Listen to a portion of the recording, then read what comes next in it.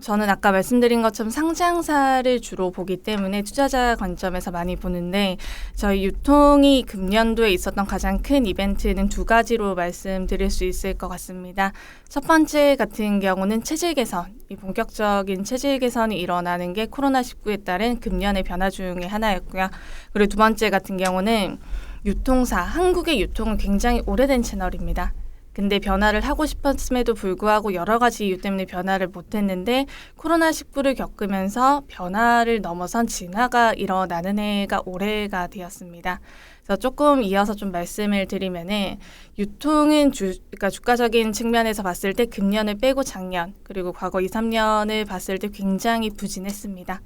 부진했던 이유는 객수는 빠지는데 온라인에 따른 이유도 있을 수 있고요. 여러 가지 이유 때문에 객수가 빠지는데 비용을 되게 줄이기 힘든 게 유통 채널이었습니다. 그래서 매출 감소폭보다 혹은 증가폭보다 판관비가 더 증가를 하거나 혹은 더 많이 감소를 하거나 그런 문제 때문에 영업이 계속 지지부진했던 이제 산업이었는데 저희 올해를 보시면은 재밌는 게 매출이 감소하는 것보다 전반적인 비용 감소폭이 훨씬 컸습니다. 정말 체질 개선이 본격적으로 일어난 게 금년의 이벤트였고요. 그리고 조금 더 나가서 유통사가 고민을 하죠. 객수를 끌어와야 되는데 코로나가 사실 언제 끝날지도 모르는 거고. 그래서 아까 말씀드린 것처럼 진화를 넘어서 변화를 넘어서 진화를 하는 게 금년의 이벤트였습니다. 그래서 이마트 같은 경우는 온라인 그로서리를 강화를 한다든지 전통 백화점 같은 경우는 MD를 정말 조금 더 디벨롭을 시킨다든지 그리고 저희 대표적으로 GS 리테일과 홈쇼핑은 합병을 했고요. 그래서 이제 변화를 넘어서 진화가 일어났던 게 유통의 20년도의 이벤트 중에 하나였습니다. 일단 제가 전문인 분야가 유통 쪽 중에서 이제 디지털 트랜스포메이션인데요. 전반적으로 올해 그 유통의 전반적인 전략적인 접근 차원을 본다 그러면은 궁극적으로는 디지털 트랜스포메이션을 좀 제대로 좀 추진했다라고 볼 수가 있을 것 같습니다. 앞에 이제 연구원님이 얘기했던 것처럼 그 전까지의 디지털 트랜스포메이션이라는 것들을 저희가 이제 용어 중에서 디지털 립스틱이라는 용어가 있거든요. 그러니까 디지털을 겉만 칠했다는 부분들. 근데 실적으로 디지털이라는 것이 테크가 아니라 기업의 전략적인 측면에서 전략을 기반으로 전체적인 부분들이 다 함께 움직여야 되는데 그 이전까지의 국내 어떻게 보면 디지털 트랜스포메이션이나 전략적인 측면 부분들이 단순하게 매장을 디지털화 시키게 되면은 그냥 이게 자연스럽게 디지털이 된다라는 부분들에서의 좀 착각 또 그런 거에 좀 안일함에 빠졌는데 이번에 이제 코로나가 터지면서 이제 본격적으로 전체적으로 이제 저희가 프론트만 아니라 백엔드적인 조직부터 시작해서 프로세스, 판매하는 방식, 또 저희가 이제 기본적 레가시 시스템, 물류까지 다 같이 이제 디지털 트랜스포메이션을 좀 전략적으로 추진하는 부분들에 대한 접근 부분들이 첫 번째 좀 크게 전 전략적인 측면에서 좀 봐야 되지 않을까라는 생각이 들고요.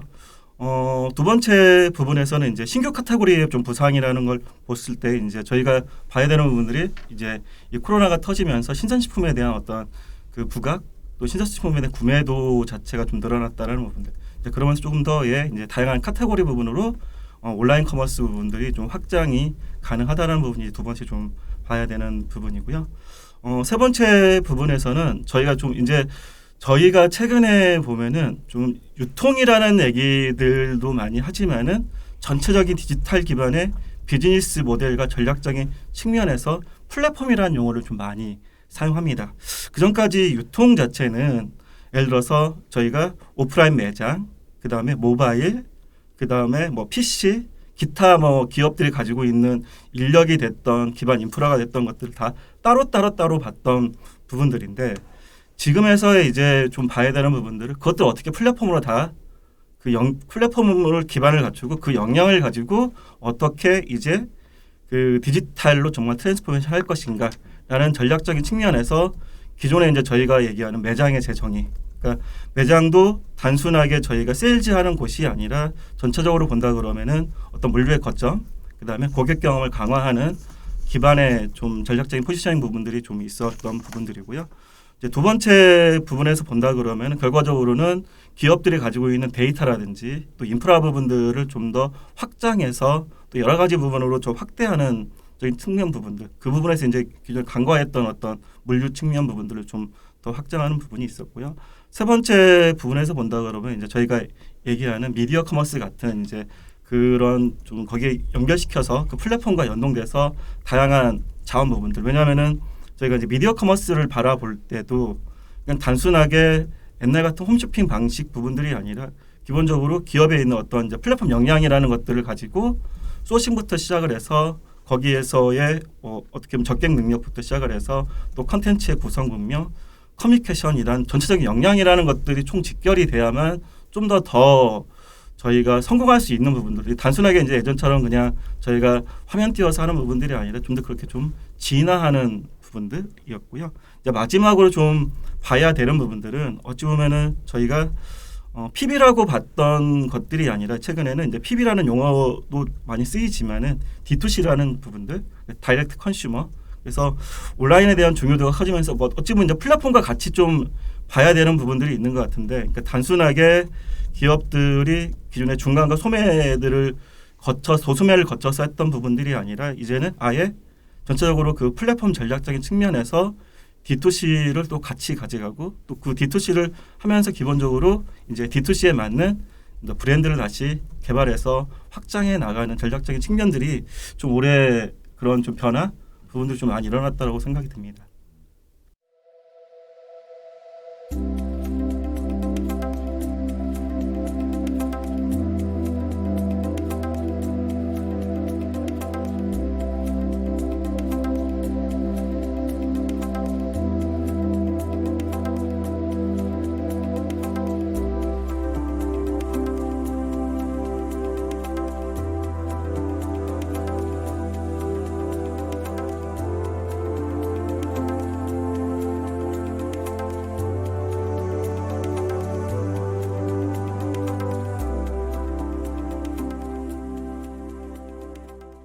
저는 쿠팡의 택배 라이센스 재신청이 가장 인상 깊었던 것 같고요. 왜냐하면 다른 부분 같은 경우는 뭐 이제 아마존이나 뭐 실버만 같은 경우도 굉장히 재밌는 뉴스는 맞지만 아직까지는 조금 구체화가 안 된 부분이 많습니다.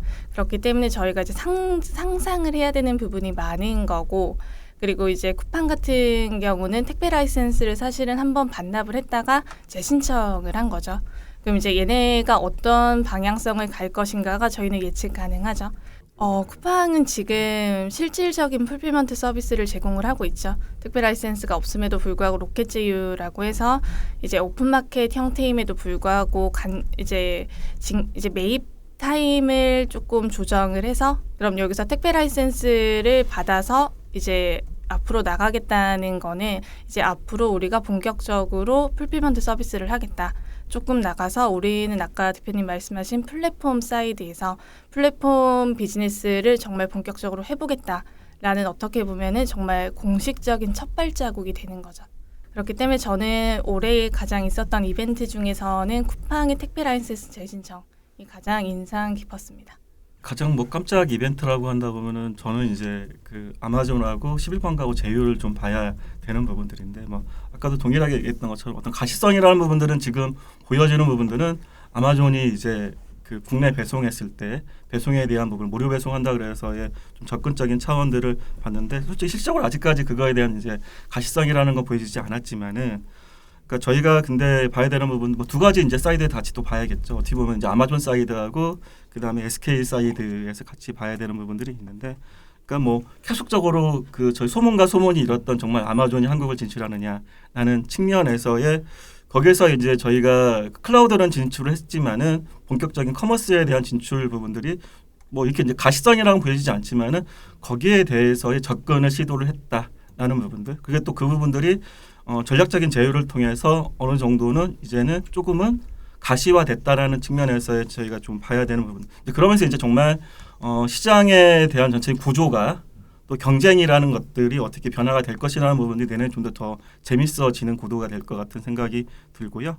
그다음에 이제 SK 11번가적인 차원에서 좀 더 봐야 되는 부분들은 결과적으로는 11번가에 대한 뭐 인수설도 되게 많았었던, 그러니까 M&A 매각설도 되게 많았던 거 있는데 궁극적으로는 그게 이제 이루어지지 않으면서 특히 또 이제 국내 쪽에 있는 그 우리가 탑티어들이 그걸 이제 뭐 어떤 무리한 뭐 그 가격이라든지 여러 가지 좀 이슈들이 있었겠지만은 궁극적으로 이제 아마존과 제휴를 하면서 아마존에서의 또 투자가 같이 이루어진다라고 이제 그건 아직 이루어지지 않았지만은 점진적인 부분으로 이제 뭐 IPO를 가게 되면 이루어진다는 부분이 이제 설로 있긴 있는데 11번가 쪽에서 솔직히 손해가 보지 않는 그런 장사적인 부분들 또 근데 이걸 단순하게 11번가로만 저희가 봐야 될 부분들이 아니라 전체적인 이제 SKT의 전체적인 전략적인 측면에서의 커머스라는 부분을 버리지 않고 또 이 커머스와 연결된 근데 또 이제 이것들을 커머스라고 바라보는 부분이 아니라 SK 입장에서는 또 데이터라는 측면에서 본다 그러면은 여러 가지의 연결성 또 통합성이라는 측면에서 11번가를 버리지 않고 계속 안고 간다는 부분들 그러면서 전체적으로 커머스까지 같이 이제 확장을 하는 부분까지 전체적인 전략적인 측면을 같이 봐야 되지 않을까 생각이 듭니다.